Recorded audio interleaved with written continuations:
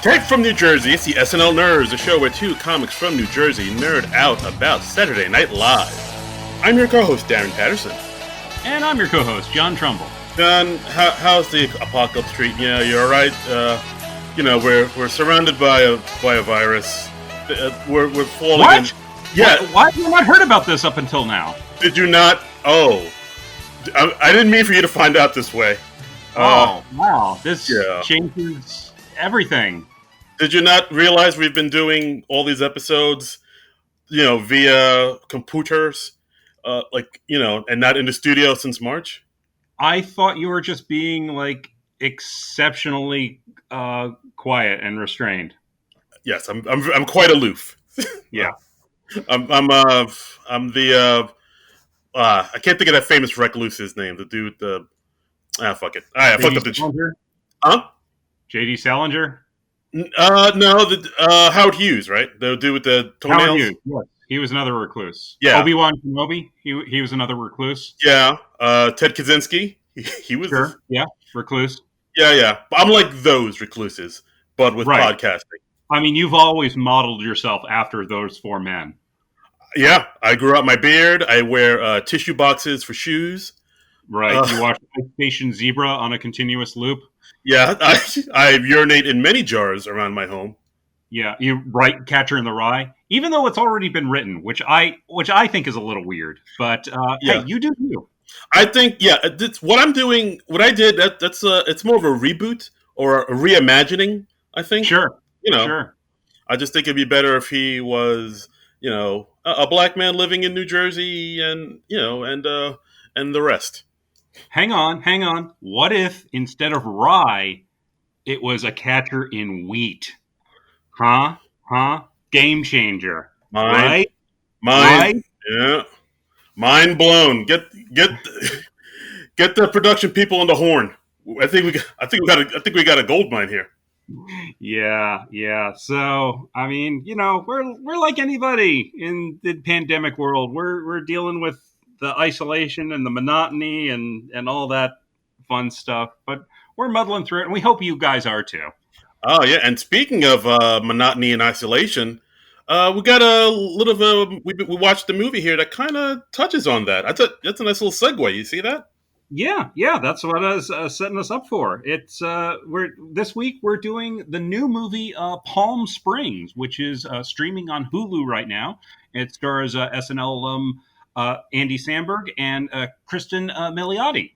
Yeah, exactly. This movie came out a week ago, actually, on my wedding anniversary, July 10th, and written by Andy Ciara and directed by Max Barbacow. And funny enough, this is the first full-length movie for both these people. I looked it up. They seemed like to have done just mainly shorts before this. So This is like their first foray into the cinema. Yeah, I was reading a little about this before we started recording. Andy Ciara wrote the first draft of the script during his second year as a film student at AFI, the movie concerns a time loop, very much like Groundhog Day, but I suppose the twist or the switcheroo is that both Andy Samberg and Kristen Milioti's characters are caught in the time loop together. Right. I mean, I love how this movie Groundhog Day pretty much set up an entire genre of movies, because I really don't remember a movie before it that was like it, and ever since that movie came out, there have been a number of movies and TV shows like Russian Doll that have come out that have kind of used that same formula, like Edge of Tomorrow, the Tom Cruise movie, and Happy Death Day and stuff like that. And it's really interesting how that one movie sort of created this whole genre, because everybody always says, whenever a time loop movie comes out, they always compare it to Groundhog's Day. Well, I mean, of course, the concept of time loops has existed in science fiction for ages. I mean, I don't know what the first story to use a time loop in fiction was, but I mean, that goes way back. But Groundhog Day is sort of the touchstone for everyone, because it's the movie that most everyone has seen. Right. And even if you haven't seen it, you're familiar with it. So. Right. But yeah, and so with this movie, it takes that time loop narrative and it adds, usually in those movies, it's always just one person experiencing the time loop. So this one presupposes, what if it was more than one person in the time loop? Right. And then it brings up a whole bunch of different theories and issues and whatnot, which we'll get into. Yeah, yeah. I mean, it's really interesting. I mean, I'm just going to go ahead and spoil it now. I really, really liked this movie. Yes, This yes. was this was great. This was so well done. Yeah, it's great. And like as we talk about movies on here, we tend to like summarize it. So I'm sure we're going to get into some spoilers. But if you haven't watched the movie yet, stop listening to the podcast right now and go check it out on Hulu. It is best seen without spoilers, and it's best seen going into it pretty fresh and knowing as little about it as going in. I didn't even watch the trailer before I watched the movie, and I'm really glad I watched it that way. Oh wow, you went in with totally fresh eyes. That's pretty fantastic. Yeah, I only knew vaguely about it. I knew that I knew it starred Andy Samberg and Kristen Melania, and I know that it involved a time loop, and I knew that they were at like a destination wedding, and that was about it. So Uh, I was very pleasantly surprised throughout. There were some neat twists and turns. yeah, I mean, I'll spoil it too. I really like this movie as well. This movie's been getting a lot of good reviews on Rotten Tomatoes. It's at 93%. Oh, Um, yeah. with critics 93%, audiences 91%. But even though that's some pretty high praise, and like I'd say it's well deserved. I really dug this movie. Yeah, yeah, really well done. I am definitely going to keep an eye out on what Max Barbacow and Andy Sierra do from now on. I was really impressed with this. It's really worth seeing. So yeah, go check it out because I really don't want to spoil this movie for anybody.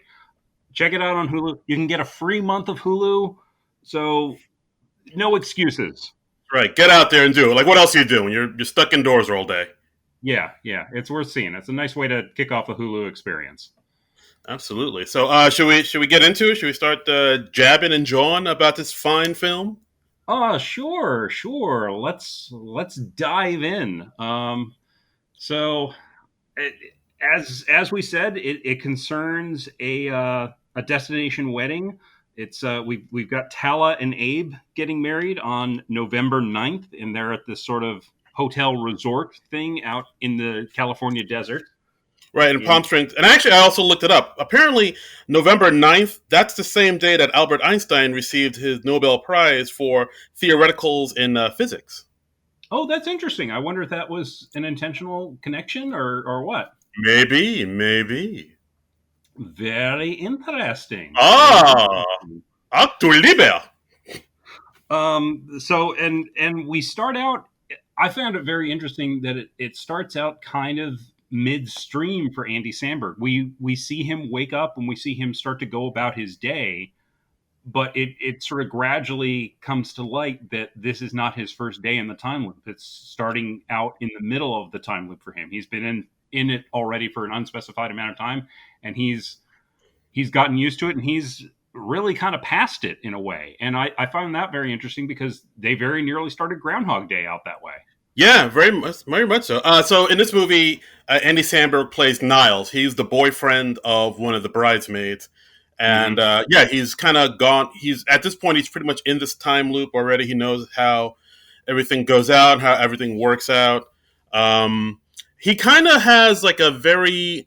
I felt like the vibe he was going for was kind of like a young Chevy Chase or a young Bill Murray. You know how like they both play that part where they're kind of the guy that kind of goes to the beat of their own drummer and kind of has like a laissez-faire attitude about everything and kind of knows how everything's gonna. They don't care how things are gonna turn out. They don't care how they're perceived. Type of vibe. Yeah, I mean he's very blasé by this point in the movie. So he's it's kind of like the point that Bill Murray is at around the middle of Groundhog Day, and I know we keep coming back to Groundhog Day, but it's an easy reference to make where he's just kind of over everything because he's tried most everything and nothing really changes his situation. So he has literally decided nothing really matters. Um, Yeah, you get to see how little he cares because he shows up to the wedding wearing a loud Hawaiian shirt and loud yellow swim trunks. yes, yeah, he's not even bothering to get dressed for the wedding anymore. But we see him wake up. He wakes up in bed, and he wakes up, and his girlfriend.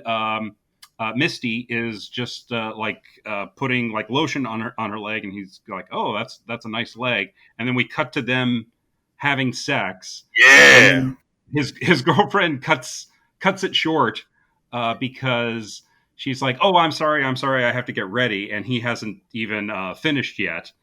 And she's very apologetic. She's like, "Hey, I'm sorry, I've never had a guy like have so much trouble finishing up," and he doesn't even especially care about that. Yeah. So he's very blasé, like I said, and we cut to him just floating in the pool on an inner tube, or on like a little pizza flotation device, just having some drinks. He's drinking throughout the day, just never ending stream of canned beer. Um, Yeah, like that's the thing about Niles. He's constantly drinking or drunk throughout a good portion of this movie.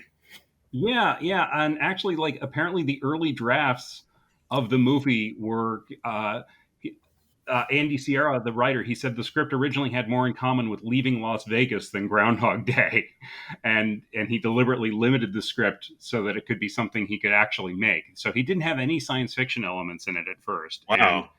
as we'll see, those some science fiction elements were added later.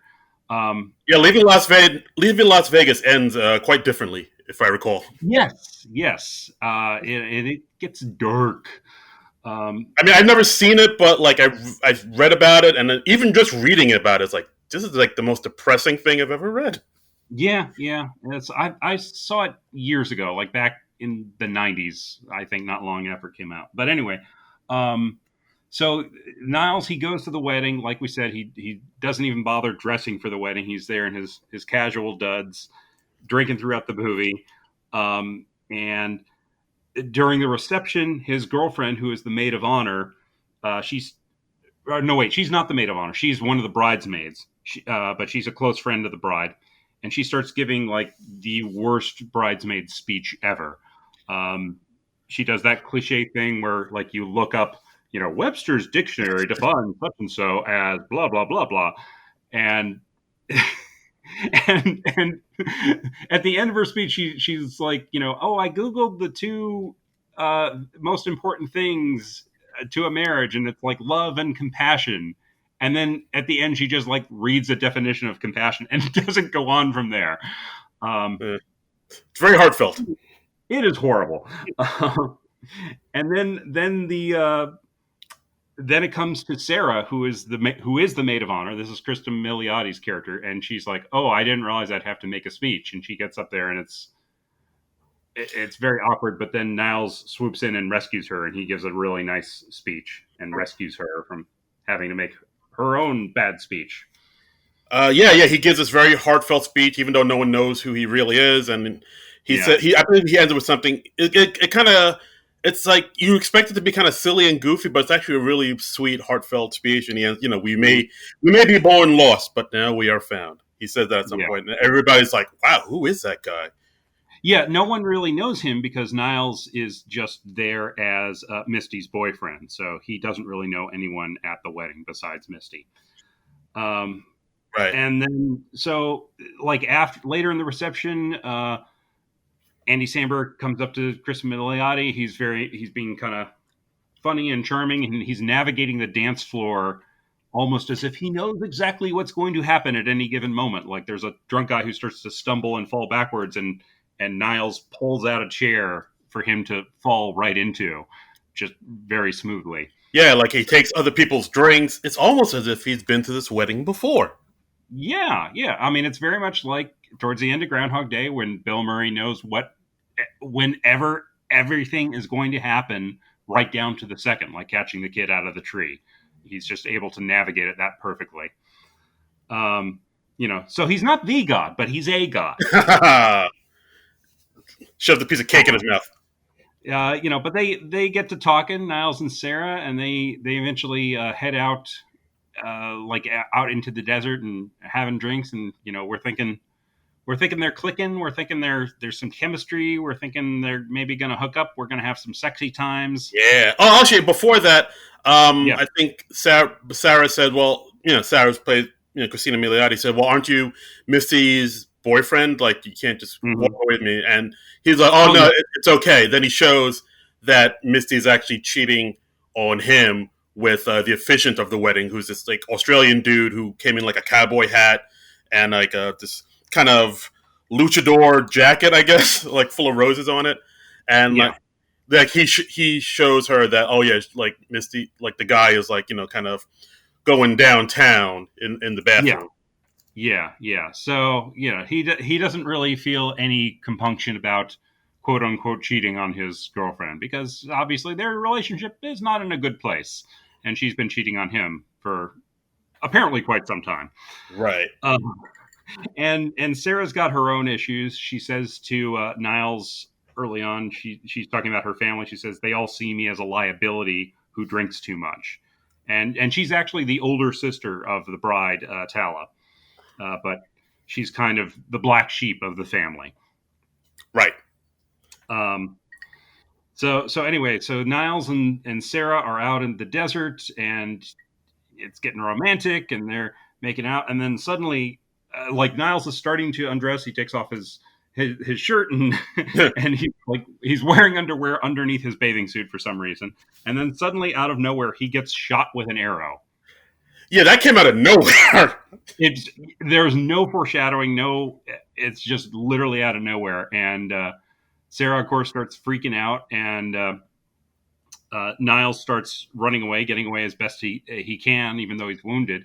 And we see that he's being hunted by this mysterious person in black with like a compound bow, like serious hunter stuff. Yeah, and then we see like Niles actually knows who it is. He's like, he calls Yeah, him Roy at some point, so yeah, he's surprised, but he knows who the hunter is, yes, which they don't explain. And so then after that, like I think Niles makes a run for it towards this cave, hmm, and then Roy follows him, and then Roy goes into the cave. Then Niles goes in the cave as well.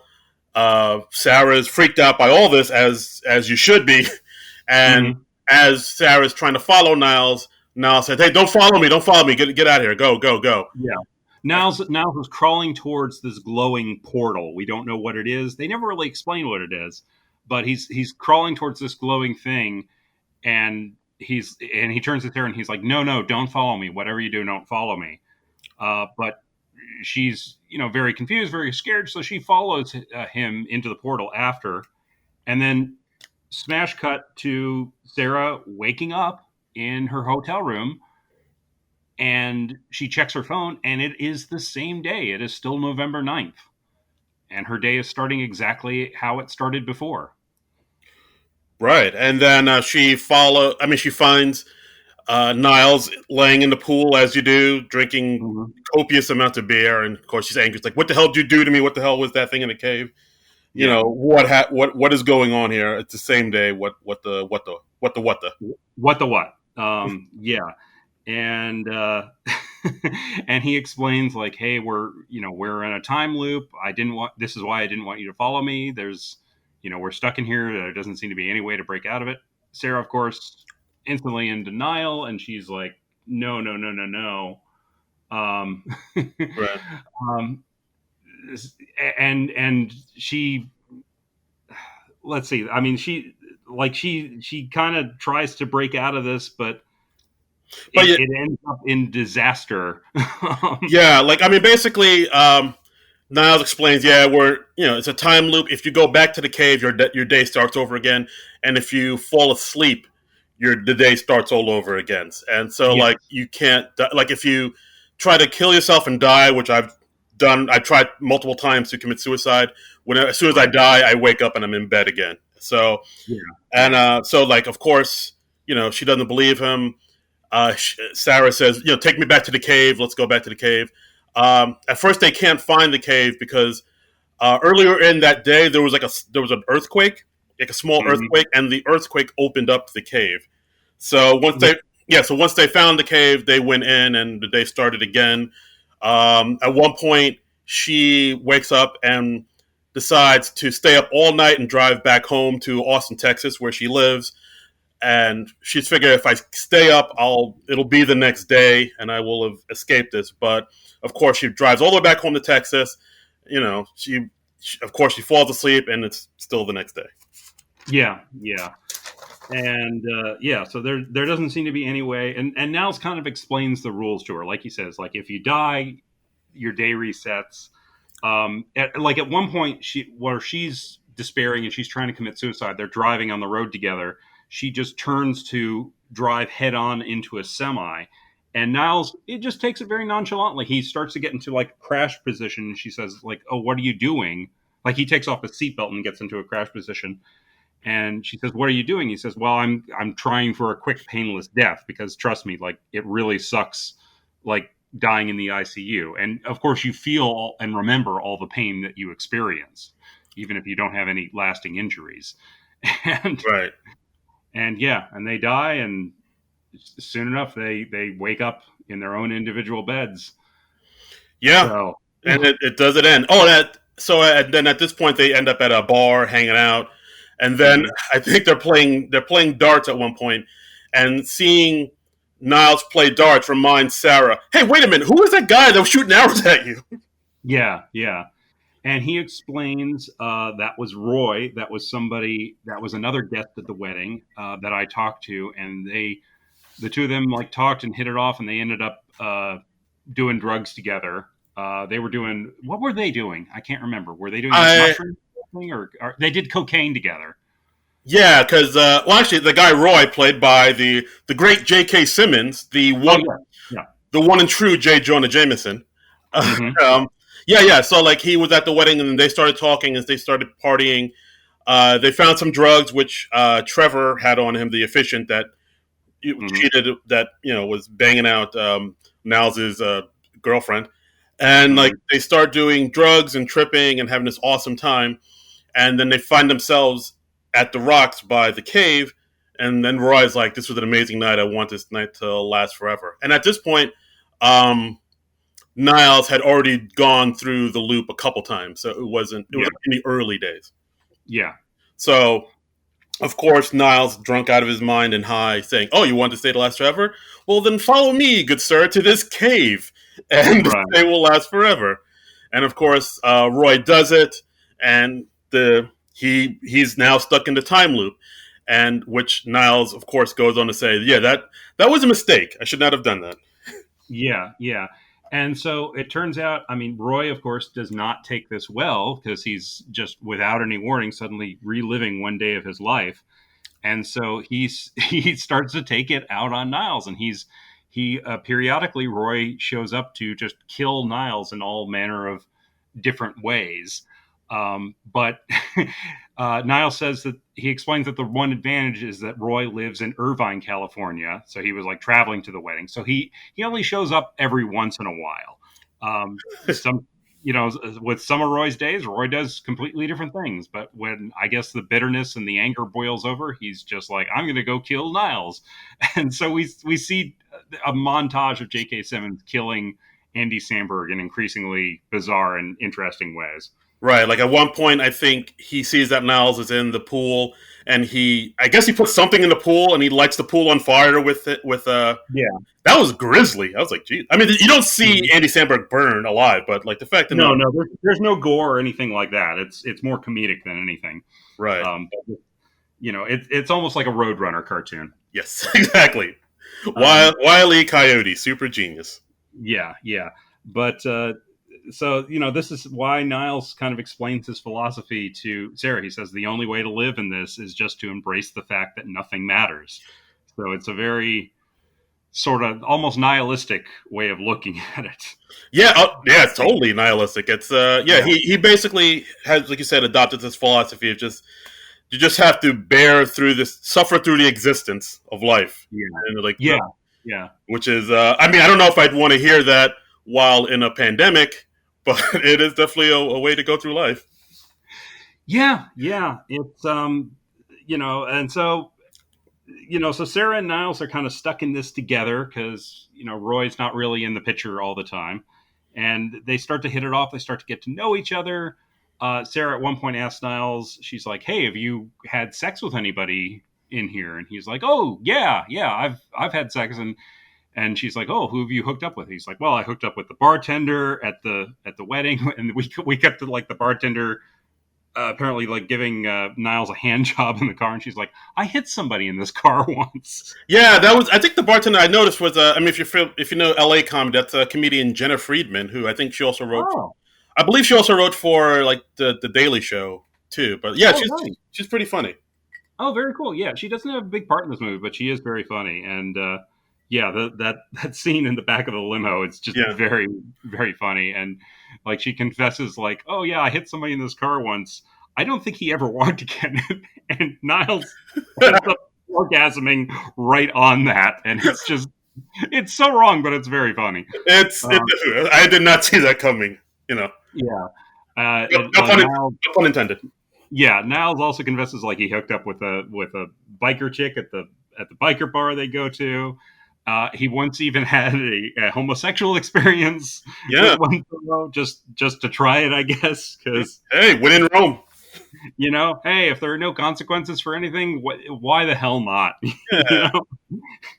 And then he says like he even tried to hook up with the bride Tala at the bar, and it's a funny scene where he goes up and taps the groom Abe on the shoulder, and he's like, "Hey, can I cut in?" And they're like, "It's the first dance," and he's like, "Oh, is there a rule against that?" It's like why being a prude, man? Come on. And he's like, "Yeah, no, admittedly, that was a big swing." Come on, be a bro. But yeah, but they but we see a lot of Sarah and Niles. They're spending most of their time together, and they they have a rapport. They get a rapport. We see them do a lot of stuff together. Right, because I Uh, think I mean the two of them find like a kinship because Niles kind of believes like no, none of this matters. Life doesn't matter. It's whatever. And also Sarah kind of she kind of doesn't really believe in love. Like I think like, at the wedding, like when Niles said, "Oh, they're is happy that they found each other," she kind of scoffed at it. It's like, yeah, love doesn't exist. It's all bullshit. It's very they have both very negative views of the world and of things. yeah, and so they bond this way, and we see one night. I mean, they start just ditching the wedding regularly and just doing other things with their day. We see at one point they're lounging in another pool, and Niall says like, "Oh, this has kind of become my sanctuary. This is just this family that they're out of town. I don't know when they get back, but they don't get back today. So this is our place. This is where we go to get away from it all." Right. And Yeah, then we see like a montage of things that they're doing. Like they go to a firing range and just kind of, well, not even a firing range. It's like somebody's farm, somebody who just has guns, Mhm. somebody who just has guns in a backyard, and they start shooting things at it. At one point, uh, Sarah sees like a plane in the sky, and I think she gets an Mhm. idea of like, hey, let's go fly a plane drunk. And they do Yeah, it, and of course they crash, and of course they wake up yeah, the next day all fine. yeah. They steal the plane. It's drunk. They're like feeding a goat that like a local resident has. They do like a dance, a choreographed dance thing at the biker bar, dressed exactly alike. That was funny.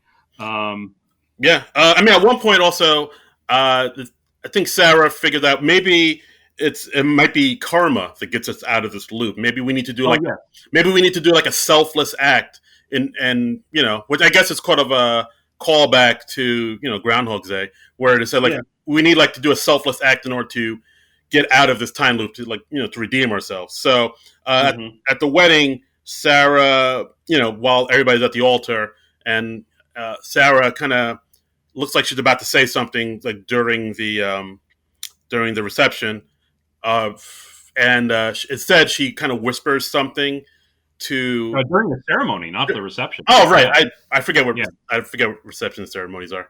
You But just had an anniversary. you know what? You're quite right, and I hope my wife doesn't listen to this episode. But during the ceremony, You've been married for how many years has it been now? 10. Uh, 10 years. 10 years. And I know what the difference. I've never been married, and I know what the difference is between a wedding and a ceremony and the wedding reception. Yeah, I got nothing. I can't pull myself out of this pit. Okay. Okay. All right. I just want that noted for Yeah, the record. duly noted. But yeah, so during the ceremony, Um, Sarah whispers something to her sister, and she they have like it's something. No, we don't know what it is, but she has like a Yeah. very distraught look on her face, and she's like, "Yeah, I'm sorry, it's true." And then she leaves, and we Hmm. see that the sister looks very heartbroken, but we don't Yeah. find out what it is till later. And Mhm. Sarah thinks that was the selfless deed she needed to do in order to get out of the time loop. She goes to bed, wakes up. That wasn't it. So at this Yeah. point, she's like, "Fuck it all. Life is meaningless. Nothing means anything." Yeah. Yeah. Um, so they and so Niles and Sarah, they grow even closer. We have one night where they're like out camping together in the desert, and like they've really bonded. And Sarah, at this point, she says like, well, look, we might as well just get this over with. And they have sex in the desert, and Yes. it's more romantic than I'm making it sound, because they really have bonded as people by Yeah. this point. I mean, well, first of all, we might as well get this. We might as well get this over with. That's how most of my dalliances started back in my younger days. Sure, sure, yeah. If I had a nickel for every time, and also like while they're camping out, um, Sarah reveals to Now that she was married before. She was married for 2 years, Yeah, and she says, "Yeah, like I knew it wasn't going to work out. As soon as I walked down the aisle, I knew it wasn't going to work out when I moved to Austin for him. Like everything yeah, told me this wasn't going to work out, but I still stuck it out, and it didn't work out, and I wasn't shocked. So that probably adds to her feeling of why love is just bullshit, and it's like basically she said like it's just a lie because people don't want to be alone and they can't deal with the fact of being by themselves, so they tell themselves this fairy tale that love exists and blah blah blah, but she doesn't buy any of that hooey. yeah, yeah. Yeah, very, very cynical person, very damaged person. They're both very damaged people in a way, and they kind of come together. And Niles, by this point, he's really just fallen for Sarah. He's fallen for her pretty hard. Sarah still a little distant, but she has a definite bond with Niles. Right. And also at one point, while they're camping, and I want to know what you thought about this too, Uh where huh. they both see like kind of walking off in the distance, dinosaurs. They see like a pack of brontosauruses or brontosauri walking through the night. Yeah, actually, this was mentioned on the Wikipedia page for the movie. Apparently, those are actual landmarks. It's a roadside attraction in Cabazon, California. They're the Cabazon dinosaurs. And they're these two enormous steel and concrete dinosaurs named Denny the dinosaur and Mr. Rex. Oh, And just west of Palm Springs. So, oh, interesting. and actually, they also appear in Pee Wee's Big Adventure. Ah, So, so Andy. yeah, so they go back. I don't know if they have an IMDb page, but maybe they should. I think so. Yeah. So I mean, but I think in the movie that we see the dinosaurs moving. So maybe, well, Niles does say, "Wow, those are some really good mushrooms." So they are on drugs at this point. So Yeah, but we don't know if like they're moving because they're on drugs or some other sci-fi spacey reason. yeah. I think probably it was the mushrooms, honestly, but I suppose you could put some other interpretations on that.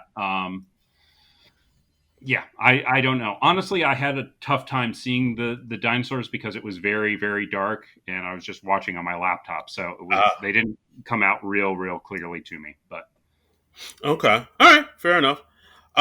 So yeah, at this point, Niles and Sarah have made love. hmm They were intimate. They had coitus, and of course they both fall asleep and they wake up in their respective beds.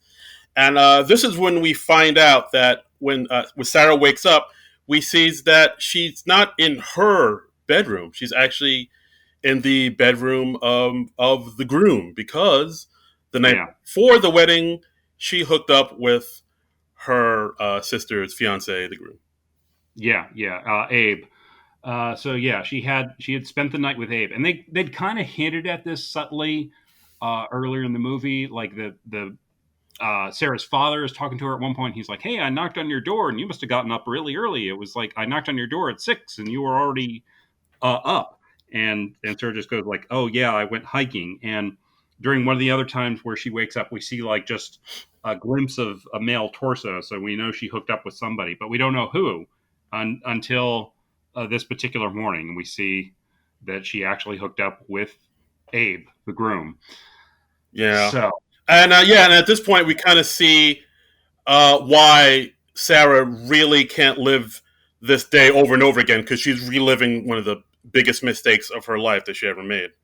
yeah, yeah, and I mean, she starts out literally every day being reminded of this horrible thing she did, and that she feels like a horrible person.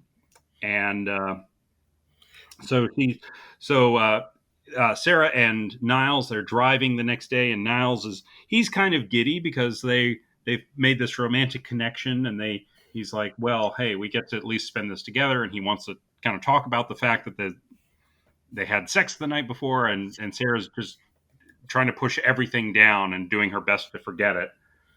Right at this, And and then yeah, so she drives like she's like kind of drives a little erratically, and I think at this point there's a while they're driving down the road, like a cop follows them.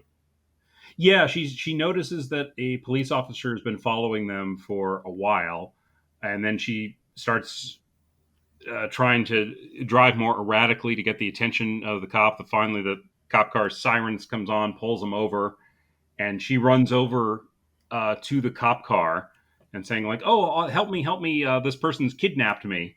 Right, because I think at this point Niles thinks, oh, that guy, that cop, that could be Roy, and Yeah, that's something else that they also mentioned about how Niles never really like confronted Roy and apologized for bringing him into this time loop. Like he just thinks right. it'd be best to just run away from him and avoid him, Yeah, literally for eternity, instead of yeah, just have a talk with him and be like, I'm sorry I did this to you. So like right, Sarah has been pushing him to say, you need to talk to him, you need to resolve this, but of course right. he doesn't want to do it. So now that this the cop car's following him and Niles thinks it's Roy, she's like, all right, now we're ending this now. You're gonna like face him and say your piece. Yeah, yeah. And so um how to describe this scene with Roy. Roy is after them, but Sarah is just sort of like everything we do is meaningless because no actions have any consequences. Um, so he decides when Roy is dealing with Niles, Sarah gets into the cop car and hits Roy with the cop car Right. and like pins him between the cop car and their car. And it looks like Roy is likely dead, but he doesn't turn out to be dead. Right. I think it just his legs are broken or something. Right, right, and then like a motorcycle cop comes over and like tends to Roy and arrests both Sarah and Niles, and they're both on the side of the road handcuffed. Yeah, And Niles gets tased too by the cop. I think. oh yes, yes, Niles gets tased because like Sarah ducks out of the way. And while they're cuffed by the side of the road, Niles confesses that he and Sarah they actually have had sex before, and he's like thousands of times um, because they hooked up at the wedding after he saved her from making that speech, and then they went to the beach and had sex, and this all happened like before the movie proper began. But so what we saw at the beginning of the film was really just Niles repeating something he'd done before, but he didn't want to tell Sarah that. Just Right. but Like it probably would have happened again, like it did in the Mhm. beginning of the movie, but I think Roy interrupted it. So with the arrow to the back, so that's why Yeah, things kind of spiraled. yeah, yeah. Um, and Sarah, of course, very upset to hear this, and she decides to just end it all, and she just runs in front of a oncoming semi and kills herself and starts over the next day. Right. Because like I think her last words were like, "I'm getting out of this time loop right now," and so Yeah. Yeah, like you said, she walks in front of an oncoming semi and blam. Yeah, and so then we cut to Niles waking up the next day, and by this point in the movie, he's gotten very used to the day starting with Sarah just bursting into his room to talk to him or whisk him away, or so. They're starting their day together as early as they possibly can. Right. But but this time, Sarah does not come into the room, and he goes through. He cannot find her. He goes out, and nobody knows where she went. Nobody knows why she left, and he goes through several days with not finding Sarah. He has no idea where she went or what happened to her. Yeah, and throughout all this, he's like really searching for her, and he's getting like kind of more and more miserable as the days go on because like he finally found somebody that he like connects with, and like literally the only person who knows what he's going through, and now she's Yeah, gone. So he's like really he's spiraling, as they say. yeah. That's a fair way to put it. He is despairing. He's reached rock bottom, and so he goes. He goes about his day as best he can, but he's really just muddling through. And at one point, he's hanging out in the groom Abe's hotel room because Abe and his bride Talia, they were uh, not spending the night together before the wedding because tradition. and and Abe and his groomsmen, they're like doing some lines of coke in there, and Niles is lying on the bed, and he smells Sarah's very distinctive perfume, which was Orchid Explosion, on the pillow of the hotel room bed, and he realizes that Sarah had spent the night there the night before, and that therefore she was sleeping with Abe. Right. So, aha. Yeah, and this was a perfume that like Sarah wore just to make her sister happy. Her sister had given her the perfume, and Sarah hates it, but she was like, "Oh, but she'd kill me if I didn't wear it."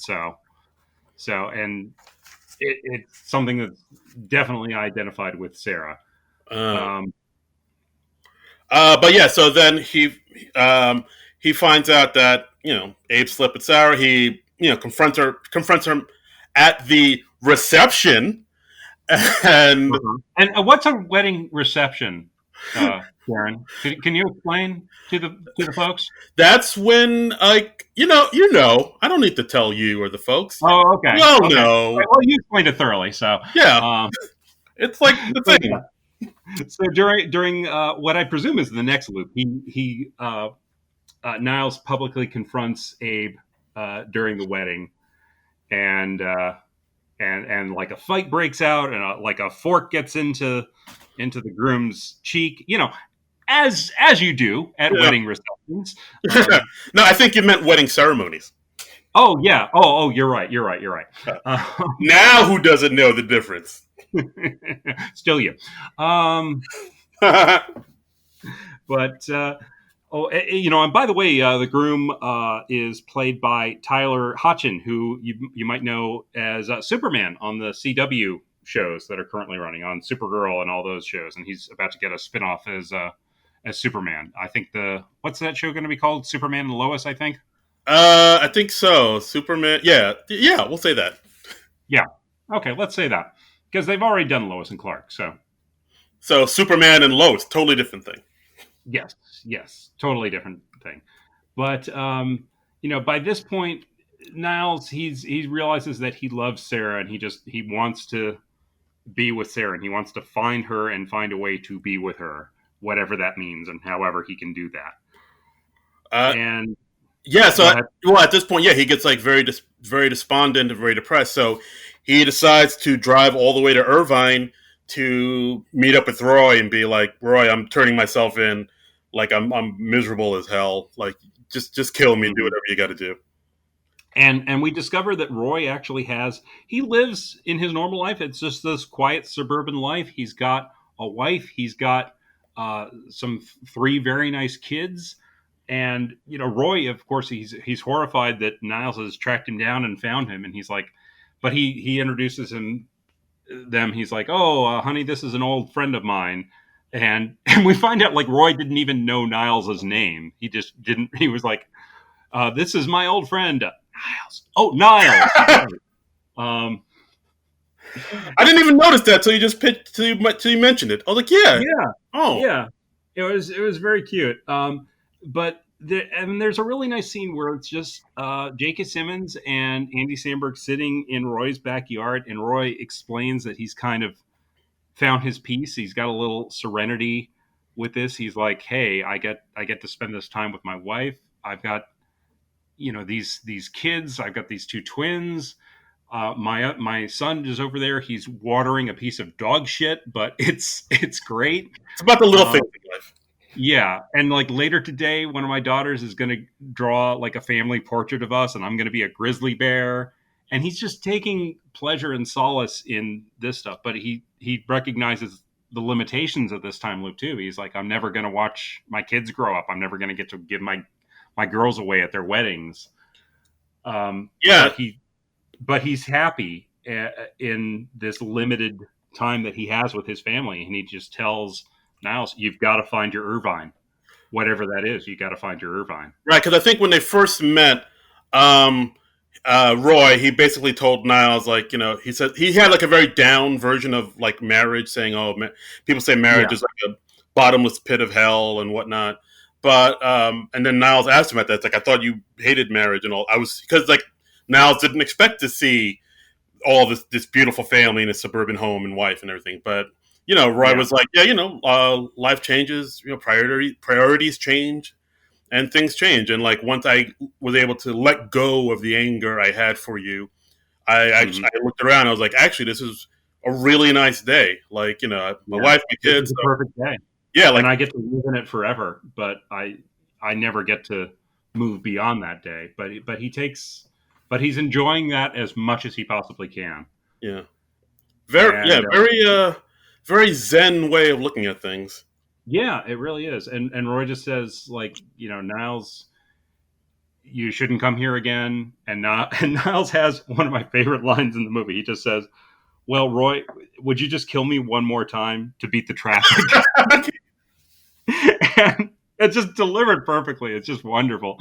Um, and Roy's like, "Okay, the side yard," and we get to Andy Samberg standing in like a plastic trash bin, so that they can dispose of the body or hide the body easily. And Roy's got his bow and arrow, and he's just going to kill Roy, like, and he's like aiming this like point blank range. Mhm.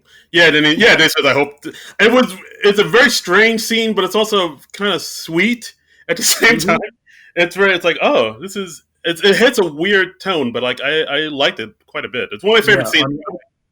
I just love that he like decides, oh, it's easier for Roy to kill me than for me to make that drive. I'd rather just die and have the time loop reset. Um, As someone who's gotten stuck in New Jersey and New York traffic in on many occasions, I get it. I get it. yeah, yeah, I can sympathize. I can sympathize. Um, so If you can kill me, so I wouldn't have to deal with like the turnpike traffic for one day, I'd take it. Sure, sure. Um, so at this point, the movie backs up, and then we get to see the last few days from Sarah's perspective, and we see where she disappeared to, how she's been spending her time. And the first day after she gets up, she confronts Abe, who is in the shower, which is why we weren't seeing him right when Sarah woke up, and she's just like, "This is a horrible thing we did. We're both horrible people, and we should never do this again." And we see Abe like just kind of break down in tears Yeah. over guilt and remorse over It's this. like, oh my god, I'm just like my dad. Yeah. Dad, and I was going to say his dad is played by Peter Gallagher, but no, that's actually Sarah's dad. Yeah, So never mind. yeah. We get Peter Gallagher in this film too, folks. Peter Gallagher, yeah, it's always fun to see him. And also, the mother of Sarah and Tal is played by Jacqueline Oberdors, who I remember from the last few years at NYPD Blue. Oh, And yeah, she was good on that show, and I hadn't seen her in anything in quite a while. So I was like, "Hey, look, Jacqueline Oberdors." I Um, didn't know that. Yeah, yeah. But so Sarah, she breaks it off with Abe, and then she decides to escape the time loop any way she can, and she starts reading up on quantum physics just by taking a laptop to a bar, and she's taking online courses, and she like works her way through it day by day by day. Yeah, And yeah. She teaches herself, quantum physics, like you said, like gets a bunch of books, takes a bunch of notes, and I mean, I guess she figures, well, I have nothing but time on my hands, so like I'll dedicate every day to figuring this shit out, so I can get the hell out of here. this is somebody who would make the most of quarantine. This is somebody who's learning a new skill, learning a new. She's expanding her knowledge base. Yes, I have not learned anything about quantum physics throughout all Oh this. no, no, me neither. Me neither. I mean, I marathon Community again. Ooh, That was fun. yeah, I'm up to season 4 right now, and it's a definitely it's good, but it's not season 2 or 3. But that's for another time. Yeah, yeah, yeah. Okay. But anyway, she making her way through the courses, and she gets to the point where like she's able to have like Skype chats or Zoom chats with professors online, and she's figuring out about her solution. And apparently, like the person that we see her talking to was an actual quantum physicist. Oh shit! Really?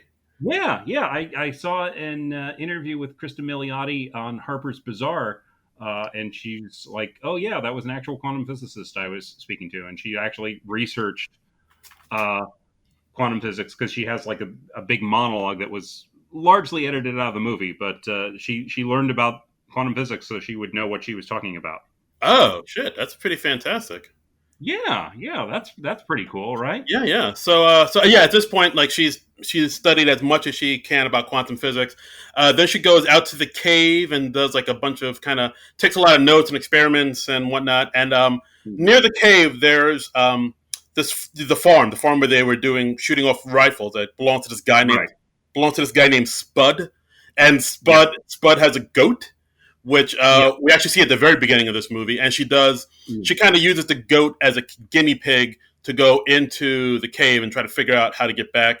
And at one Mhm. point, we see her strap explosives to this goat and send them into the cave. Apparently, you can get explosives pretty easily out there. I didn't think of that. I mean, by this point, the movie's barreling towards a conclusion, so you don't really question it. But yeah, she did get her hands on a lot of C4 on a very short amount of time. Yeah, But yeah. he had time to research that too. So, I guess she went on the dark web. She found some shady people and she got some C4 on short notice. You can figure out how to do that if you have an infinite amount of time. Indeed. Um, but so finally, she uh, goes back to Niles. She wakes Niles up once again and tells him that she believes she knows how to escape the time loop and have resume their normal lives. And Niles is like thrilled to see her again, and he confesses that he loves her, but he doesn't want to leave the time loop. He wants to just stay in the time loop forever with her because he knows, it's what he knows at this point. Yeah, because I mean that's something that gets talked about throughout the movie, where he's been in the time loop so long he doesn't remember a life without it. Like at one point, Yeah, Sarah asked him, "Well, what was your job? What did you do before this?" And then he's like, "Oh, I genuinely can't remember. I don't know what I yeah, did before all this." So like at this point, the time loop is kind of all he knows, and it's where he's comfortable because he knows, well, if I leave this somehow and go back to the real world, it's all kind of like death and famine and all these yeah, problems. But in here, it's nice, it's warm and comfortable, and I know it. So I'd rather stay here, and I'd want to stay here with you. yeah, yeah. And Sarah, of course, is just the opposite. She wants to leave because she cannot take uh, constantly waking up in that time loop, waking up next to her sister's fiance and knowing that she did this horrible thing. She's got to break out of that at any cost. And she's figured out through her study of quantum physics a little about how this portal works, what's going on with the time loop, and she's like, there's a bit of like 3.2 seconds where if we set off some explosions, that'll break us out of that because she did this experiment with the goat. She sent the goat in with the explosions at just the right moment, and the goat did not come back. When she went back into the time loop, the goat was no longer there. So he got out somehow. Right. So, and I think at that point now it's like, well, like where is he? Did he die, or did he get into another dimension, or is he Mm-hmm. out of the loop? And she's like, well, I'm not 100% sure, but he's not here, and that's good enough for me to try to do this with myself. Yeah, yeah. So, but Niles, he doesn't want to be a part of this. He doesn't want to go. He wants to stay in the time loop. So they're at a crossroads. They're at an impasse. So Sarah leaves him, and Niles is there alone in the room. He's locked his girlfriend Misty out of the room while he and Sarah are having this very involved conversation. And when Niles lets Misty back in, he breaks up with her Yeah. because he's like, "You've been cheating on me for quite some time." Yeah. At this point, he's totally over her. Mm-hmm. So then they go to the wedding, and at this point, Sarah knows this is going to be the last time she's going to be at this wedding, whether her experiment works or not. And she actually gives Mm-hmm. like a very sweet, heartfelt, like warm, like toast.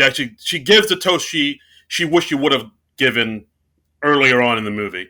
And Right. yeah, and at one point she says, like, "I love you with all my heart," to my sister, and to Abe, I think she pulls down the mic from her mouth and says, "Abe, don't fuck this up." And at first, Abe kind of laughs it off, but then she gives him a look like, "No, seriously, don't fuck this up." And then Yeah. you see that Abe is, he's very remorseful what he did. And he understands, like, all right, I'm giving a second chance, or I can't fuck this up again.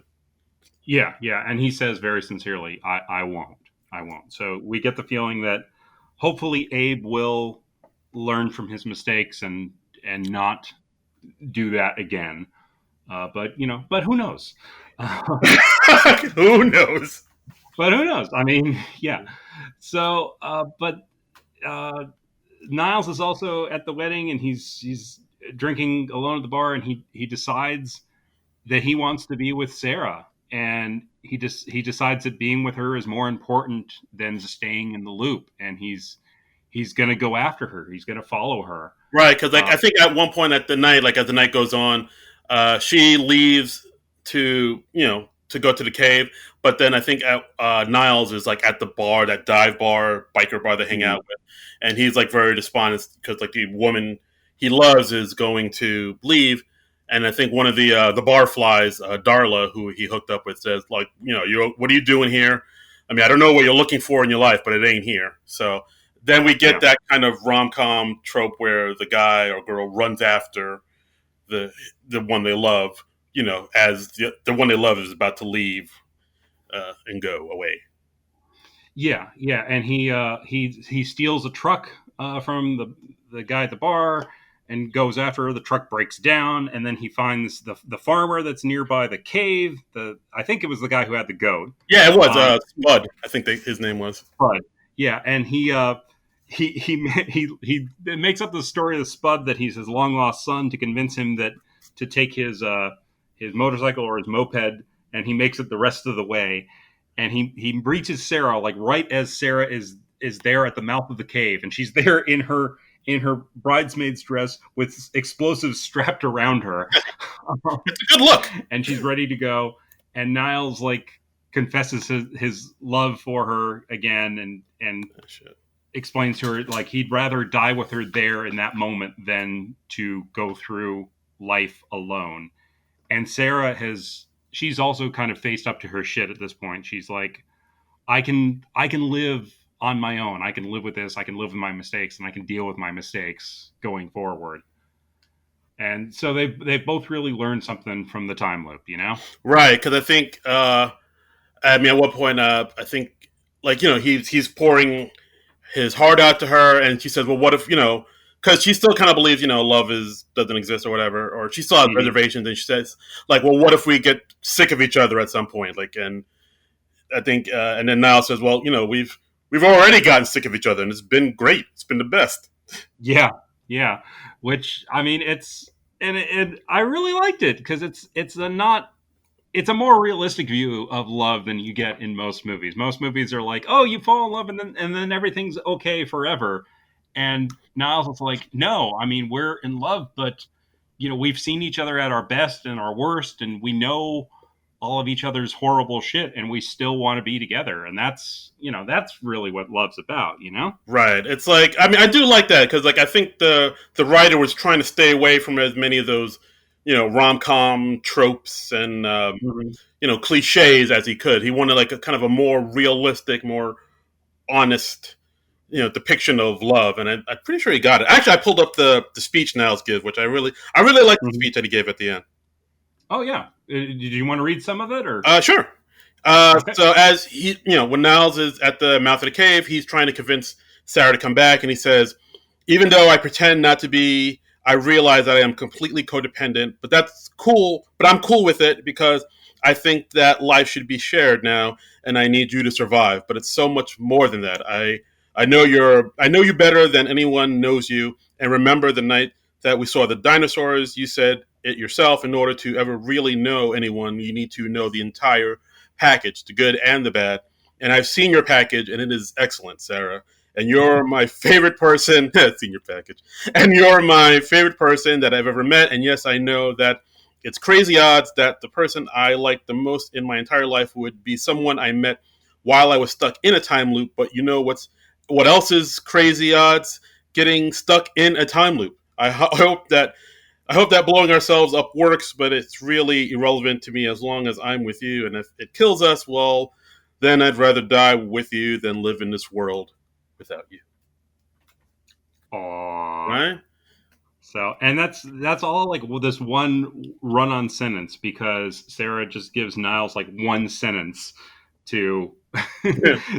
to justify it. So he's always kind of adding on to the sentence, and he's like, uh, comma, colon, ellipsis. But he forgets the word ellipsis, so he says like dot dot dot. I didn't know that either. I forgot ellipsis too. I'll admit that. Yeah. I don't know But ellipsis and I don't know ceremonies. it, this is correct. So they go into the cave together, and they're right in front of the portal, and they kiss in front of the portal right as she hits the detonator during that 3.2-second window. And Oh, she said I then, love because she said I love you too. Because earlier, Niall said I love you, and she never said it back, but she said it back. oh yes, yes, okay, yeah, that is important. Yeah. Oh yeah, and she loves him too. Yeah.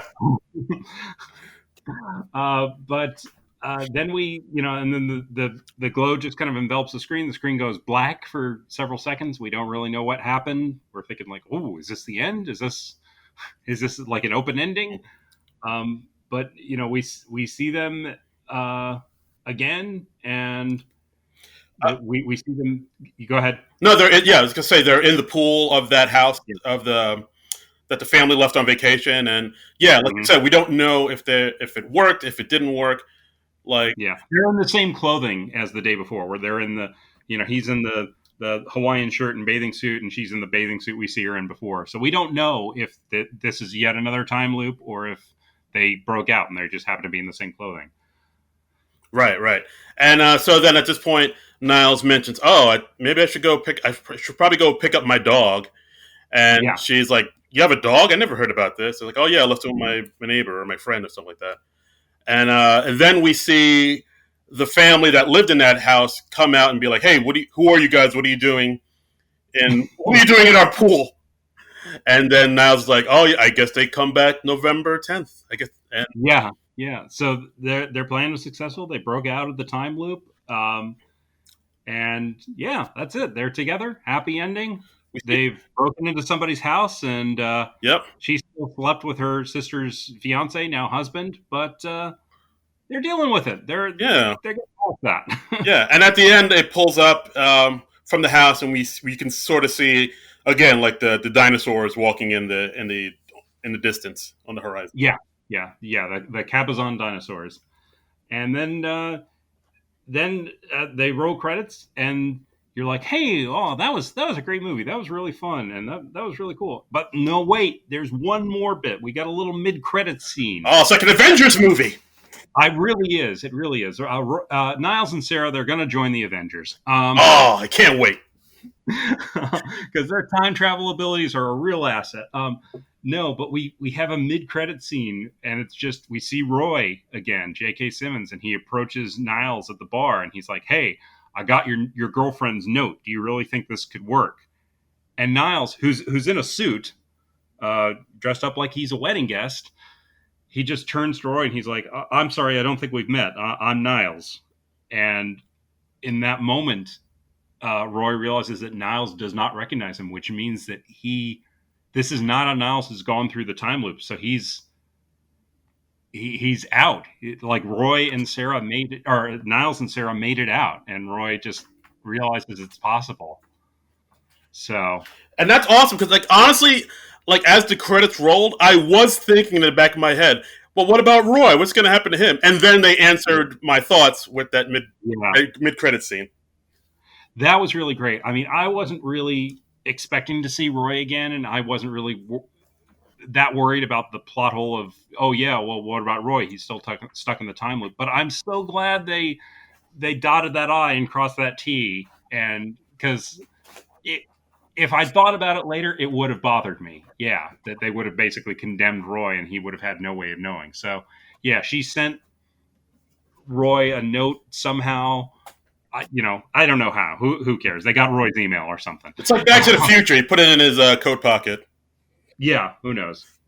Who knows? It doesn't matter. But the thing is that Roy realizes it's possible to leave, so he can leave too if he so chooses, and that's really nice, you know.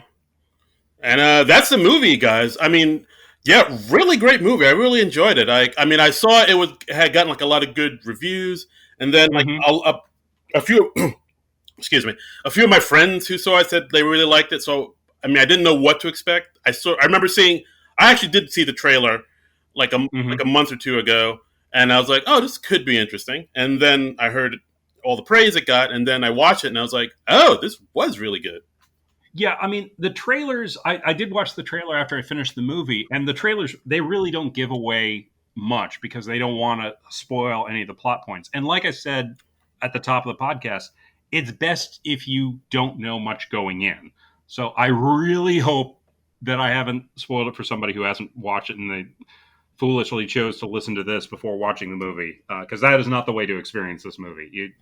You need to just experience this as watching a movie. Right, like you want to watch this thing cold. It's the best. Yeah, You know, it's like a fine Chardonnay. It's best if served cold. you will enjoy it the most, the least you know about it, and really good. I mean, I always liked Anthony Samberg. I liked him on SNL. I like him now on Brooklyn Nine-Nine. Kristen Milioti, I've been a fan of for years now. I mean, I think like most people, I first discovered her on How I Met Your Mother, and I've really liked her in other things since. She was in one of the seasons of Fargo, and she was in a great episode of Black Mirror, the USS Callister Oh episode. yeah, yeah, I remember that. That was a great episode. That was a great episode, yeah. And I mean, I've just loved her in everything I've seen, and she's just, oh my god, she is like so attractive, so charming, so talented. Um, And also, Kristen Milioti from New Jersey. yeah, yeah, I learned that. She was like a theater kid from New Jersey. Where was she from? Let's Uh, see. born and raised in Cherry Hill. Oh, there you go. There you So go. like down south, like near Philly, but still, it's Mhm. Jersey. Yep, yep, yep, yep, yep. And oh yeah, and she was in Wolf of Wall Street too. She was Leonardo DiCaprio's first wife in that. Yeah, Oh yeah, that's right. he's always good. Yeah, and Um, also the chemistry that Andy and Kristen have is really good. yeah, yeah, they really click. You really are rooting for them as a couple.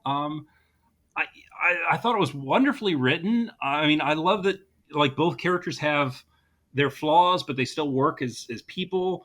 And like Kristen's character is not just like the girl. I mean, she's got her own shit going on. She's got her own. I mean, her character might be more developed than Andy Samberg's character is, honestly. Um, Yeah, no, that's fair enough. Yeah, she has more layers, more yeah, things going on. yeah. But it was something else. Yeah. It's I really enjoyed this movie. Really, really well done. Can't recommend this movie enough. This movie was a home run. Yeah, yeah. So, so that's a film. I mean, Just get yourself Hulu. If you don't have Hulu, check out Hulu. You can get a free month of Hulu, and this is a wonderful way to start. So, absolutely. So I'm checking our Twitter to see if we have any tweets about this bad boy, and we just got one Mhm. in from Puppet Perspectives about it. Oh, Um, Puppet Perspectives. Yeah, sure. it says, "Do you guys think it would have been nice to know how Andy got in the situation in the first place? Aside from that minor detail, this was one of the best Groundhog Day-esque movies since Tom Cruise's Edge of Tomorrow." Um, I still haven't seen Edge of Tomorrow. Oddly enough, I Eh, think my general dislike of Tom Cruise has kind of kept me away from that one. But that oh, sounds like an interesting movie. I may break down and watch that someday. I Um, didn't know you. I didn't know you had some Tom Cruise beef. Is it on the level of Colin Jost hate? um, I don't know. I don't know how I would rank them. I just got very sick of him during the whole Scientology couch jumping phase, and I have a lot of trouble watching him in movies ever since. Fair enough. On a, can you list the top 10 celebrities you hate from 1 to 10? Where does he fall? Oh God, I am not prepared for this. Okay. I need to put lots of thoughts into this. I need to make charts and graphs. I will work on this, and I will get back to the celebrities I hate. And there are some celebrities I'm just like, well, they're not for me. But it takes a lot of energy to hate somebody. Yeah, I hear you. All right. That's Uh, fine. it would be more celebrities I'm indifferent to or that I don't like watching or hearing about. Uh, Um, all right. I have no use for the Kardashians. Oh, God. So I wish if they went away and if I never heard about them again, that would be great. But anyway, we're getting way off track. Yeah, I didn't expect this. That. Wow. What was it? You were about to read the Twitter comment. No, I already did. Like, he basically says, Well, refresh my memory. uh, all I got caught up in my Tom Cruise hate, and as you do. I mean, basically, he was saying because they never explain how Niles got caught in the time loop. Because like that would mean he would have to have gone to that cave and walked through it. But like then the question comes up of what's he doing out there by himself, and like they never explain how he got into the time loop. He's just in the time loop, and yeah, I don't think that necessarily needed to be explained. I mean, we didn't question. He ended up in the desert with both Roy and Sarah at different points. So it was. I think it's just he ended up in the desert either with somebody else or by himself, just probably drinking or doing some drugs, and he discovered the cave portal and ended up stuck in a time loop. I think that was pretty clear from context, personally, but yeah, but I mean, I think they're trying to say like he found the cave first, like because he was the one that brought Sarah and Roy there. So like, how did he yeah, find out about it? They never answer that question. I don't know if it's. I mean, it doesn't take away from the movie at all. I mean, maybe it would have been nice to know, but it's not. I don't think it's 100% like need to know. I don't think it matters. I mean, I think they gave you enough context clues to know. I don't question him finding the cave. I don't think that that's a big leap or anything like that. So All right, fair enough. I'm fine. I'm not. Yeah, that question isn't keeping me up at night. Okay, all right, fair enough. So there's your answer, puppets. Sorry, puppets. All right, yeah. So and that's the episode, guys. Thanks again for listening. Do you want to talk about what we're gonna do next week? The up and coming week. Well, there's one more thing. I did find a thing on IMDb under the goof section. They say at the end of the movie, Sarah tells Niles that she detonated the goat in the portal and that it was now simply gone and that it was no longer present in the loop with them. Yet when Niles and Sarah escape, a version of Niles still exists in the day, as shown in the post-credit sequence. So I don't know if that's an error or not, Hmm. because if Roy is still reliving that day, then anybody who was in that day would, I think, by definition, have to be in that day.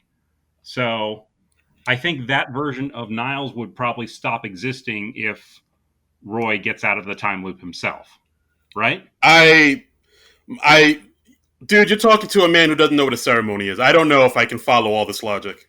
Sure. Okay.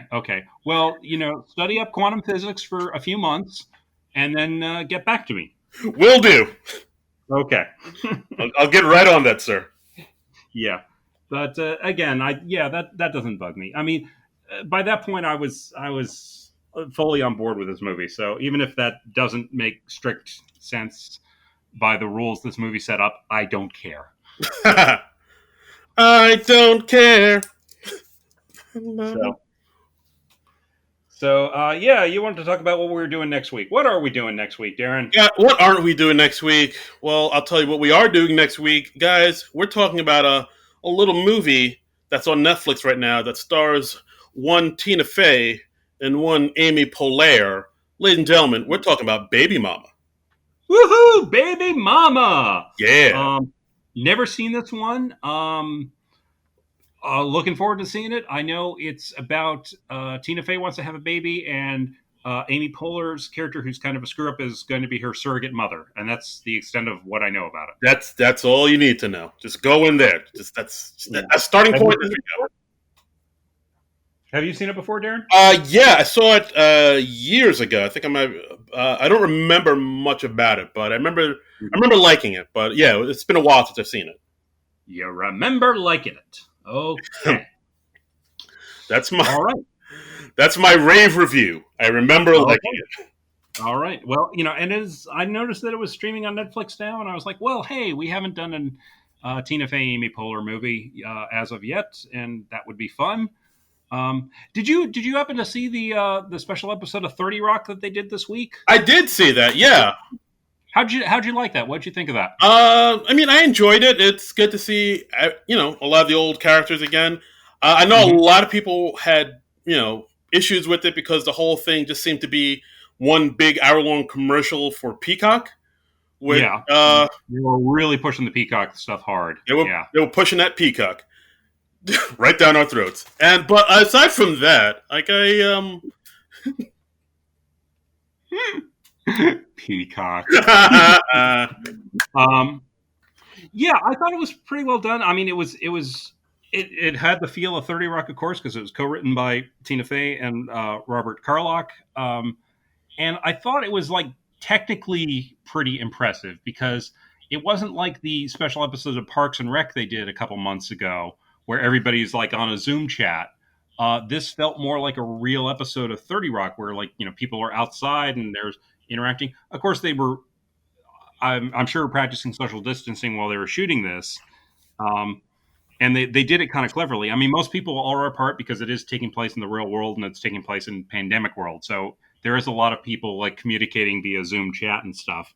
Right. Yeah. I mean, they made a point to it. Like, I think you're right. Like, it looks like a more cleaned up version of the Parks and Rec reunion thing.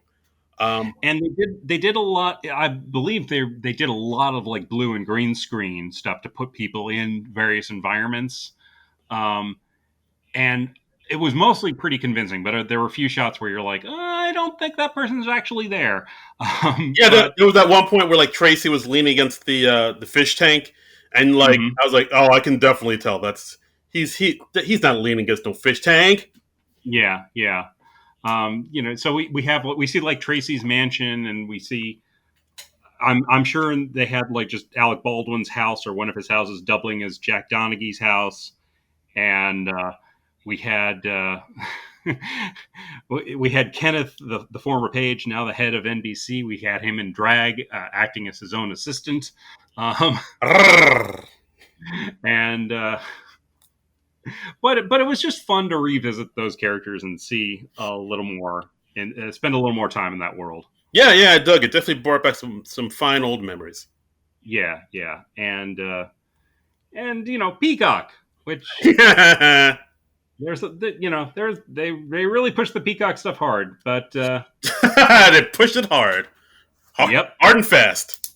Yeah. So, good times.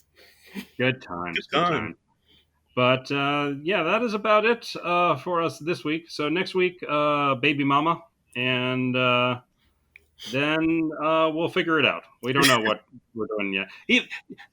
Just don't ask yet. We'll tell you next week. Don't get greedy. Yeah, we're playing what's coming next week. Don't get greedy. Yeah, I mean, we're recording this thing from our bedrooms. We're giving you free entertainment, people. You'll take what. Well, I mean, I am technically in my living room, but that's kind of like my bedroom because I sleep on my couch a lot. Oh boy, that's a TMI, my friend. All right.